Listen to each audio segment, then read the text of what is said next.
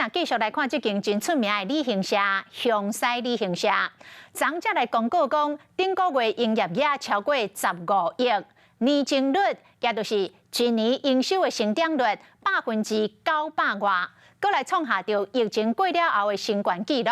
结果欢喜无偌久，就去用检警来搜索咯。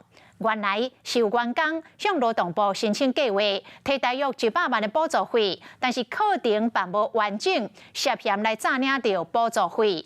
有3个员工防区提列被告，各以10万块来交保。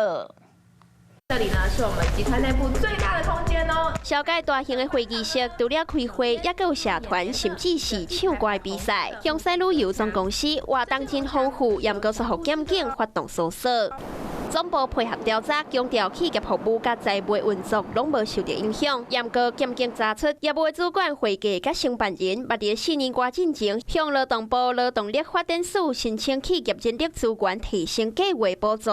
课程的总经费大概是100万，严格部分的课程煞无举办，涉嫌透过不实的课程甲收据诈领过6万块的补助费。110年的4月6号，我们就主动移送检调，那是同年的4月28号。 也把补助的99万余元一并的追缴回来。检察官认为，3个被告牵涉到违反刑法内底3个人以上共同加重诈欺、伪造文书，也个违反商业会计法，总共3项罪，分别以10万块来交保。这个案例当中呢，最重的应该是加重诈欺罪只要3人以上共同犯诈欺呢，就落入了加重诈欺罪的范畴哦。那最少呢是1年以上的有期徒刑哦。我想呢，这是政府当初在修法的时候，也是为了要打击诈骗集团，所以特别做出了加重处罚。 向西伫第一时间嘛发布消息，配合检警依法来执行搜索的调查。虽然讲对公司的财务业务无影响，严格内控的机制是一定爱去检讨。